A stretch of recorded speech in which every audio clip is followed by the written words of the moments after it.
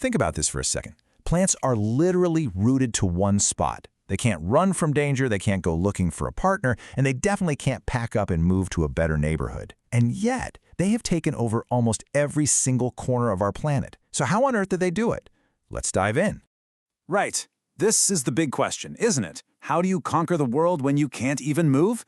Well, the answer is just this incredible collection of strategies for survival and expansion, all perfected over millions and millions of years. It's really a masterclass in making the absolute most of your situation. So, the first, and you could argue the most important, decision a plant has to make is how to create the next generation. This one choice really sets the stage for everything else that follows. And it really comes down to two fundamental paths. On one side, you've got asexual reproduction. That's the solo act. And on the other, there's sexual reproduction, which, takes two. Each path is a completely different game with its own set of rules. Okay, let's break down the trade-offs here, because this is crucial. Asexual reproduction, it's super fast, it's efficient, and if you're already perfectly happy where you are, you can create a whole army of successful clones. The huge risk, though, zero genetic variation. A single new disease could just come along and wipe out the entire population. Now, sexual reproduction. That's slower, it takes way more energy, but all that genetic shuffling it creates, that is the ultimate insurance policy against a changing world. So let's look a little closer at that solo act. Vegetative propagation is pretty much what it sounds like, cloning. It's all about taking a piece of the parent plant, could be a stem, a root, sometimes even just a leaf, and growing a whole new, genetically identical plant from it. A perfect example is something like a shallot bulb. A new little bulb just starts growing on the side of the parent, siphoning off resources until, bam, it's ready to go it alone as its own independent plant. It's super reliable, a direct copy-paste. Or think about cuttings. Gardeners do this all the time. You just snip off a piece of a stem, pop it in some soil or water, and it'll start growing its own roots. You've literally just made a brand new plant from a little fragment of the original. And then you get to one of nature's most wonderfully bizarre examples. This is the bryophyllum plant. It doesn't even bother with a stem or a root cutting. It grows these tiny, perfect, fully formed little plantlets right on the edges of its leaves. And when they're ready, they just fall off and start a new life on the ground. It's like an incredible, non-stop factory for making clones. So cloning is awesome when times are good and stable. But for long-term survival, in a world that's always changing, with new pests, new diseases, a shifting climate, you need variety. You need to roll the genetic dice. So how does a plant that's stuck in one place do that?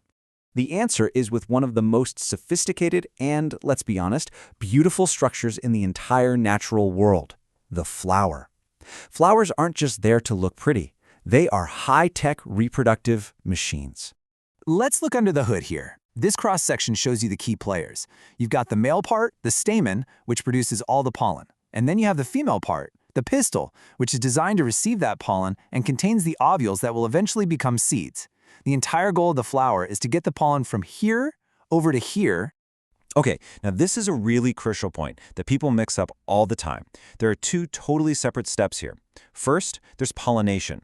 Think of that as just the delivery service. It's the physical act of getting pollen from point A to point B. A bee could do it, the wind could do it, but that's not the main event. Fertilization is the main event.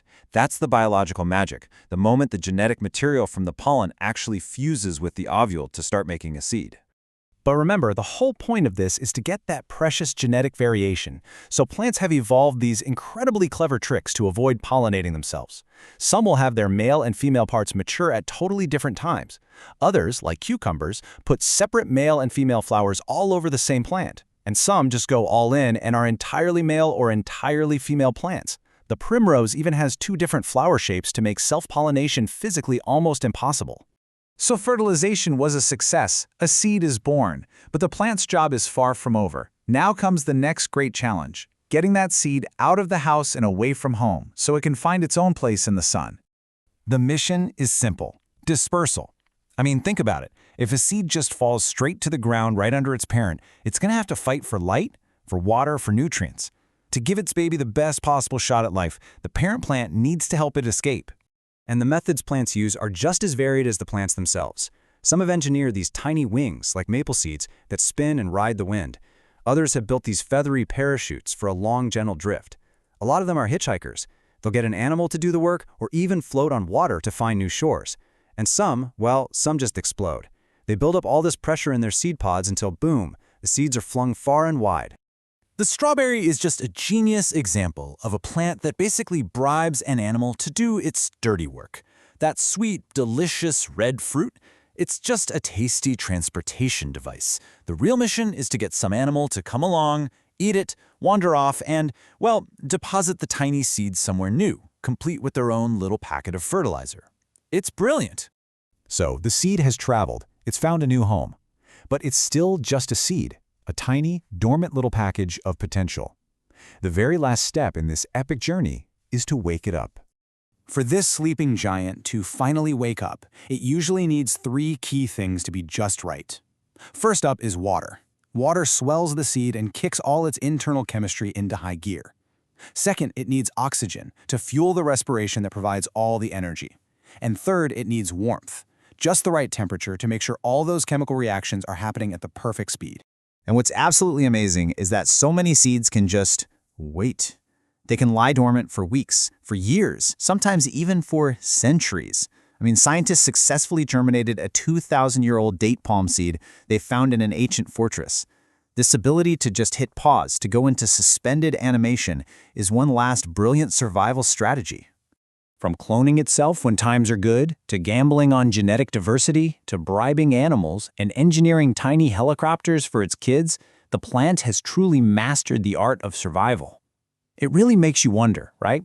In a world that seems to prize constant motion and speed, what can we learn from the quiet, calculated, and deeply strategic patience of a plant?